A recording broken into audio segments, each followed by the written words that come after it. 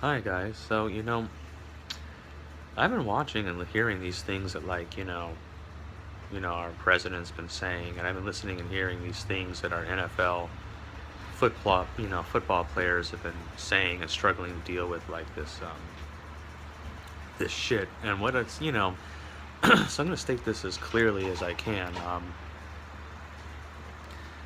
So police officers and several incidents across the nation shot African Americans or black people, in various numbers of situations that actually got to the point where they were sort of clearly along racial lines. And so then one black NFL football player took a knee during the national anthem to protest this. Now, to me, as liberal arts major, this makes abundant sense. This is very clear and easy to follow to me. I applaud this person. So anyway, then Donald Trump and some errant, by the way, this guy's just a madman, all right? I mean, I think he was instilled by other powers to just be a divisive force because, I guess it's, we can all say that everything is whatever you want it to be, and we can all do it that way. But if you're going to do it that way, then I guess I can be whatever I want to be too. And if this idiot, this president, or he's not really a president, if Donnie, I'm going to call him Donnie, if Donald is just going to be a jerk, and just say not, acknowledge he's not doing his job and call Puerto Rico a good news story, through one of his Homeland Security, advisor, then, he's just whacked. I mean, he's not living in the same reality. And that's how I get back to my point here. So then, he makes, Donnie here makes some weirdo statements about, how if the team owners or the fans just stop watching, they get that, disrespectful of our flag, NFL player, they would just fire his ass and throw him in the dirt. So that caused all these other NFL football players to take a knee during the national anthem too, or stay on the sidelines or not come out. So then, our good friend here, our illustrious leader for community and equity and tolerance, said that all those assholes should be fired. So, I just want to say that it's just really interesting how,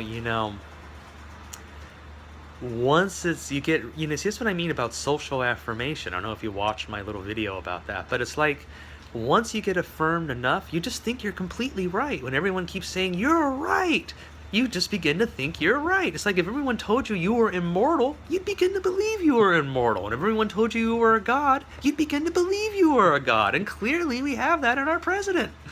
Okay, all his life he's been told X, and so he believes X, just like everyone else. That's called mass.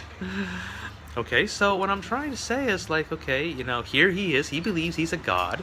He believes he's better than everyone else. He believes the 1% of the wealthy are clearly the best of what we have in America. And if you think about our economic capitalistic system and how it works, that would have to be true because he's the richest person, or one of them. He's certainly the richest and most charismatic because for some reason, riches aren't quite enough. We would never elect Bill Gates as our president. I mean, that guy's actually done some things. And we probably never have elected Steve Jobs as our president. And Steve even did even more things. This is all being brought to you by Steve. So, I just want to say that, obviously he has this one kind of belief where if whoever makes the most money is the one who's the best person. Get it? It's very easy, okay? The most money equals the best person. It's Darwinian. It's economic Darwinism, okay? It's capitalistic Darwinism.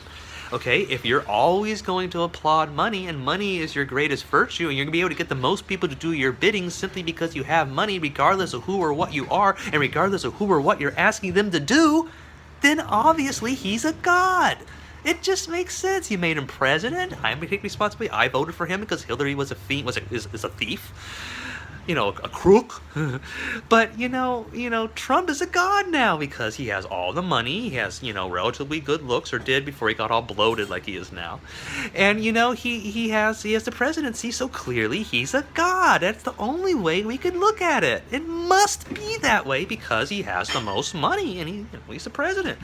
So if you look at it that way, he's completely right, because you see, it's all about money, and if you follow where money goes, if you really study money, you got to understand that people are stupid. And of course they are stupid. They don't even understand why the NFL players are taking a knee during the national anthem. They just want to get back to football, okay?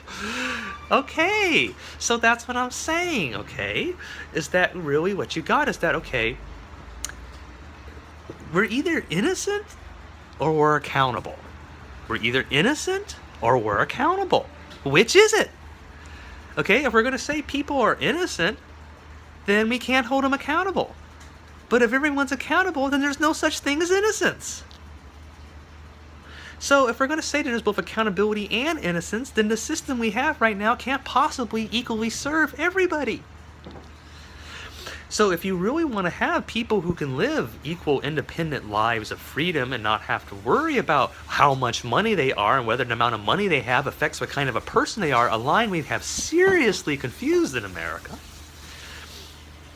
I guess we're going to have to say Trump's right.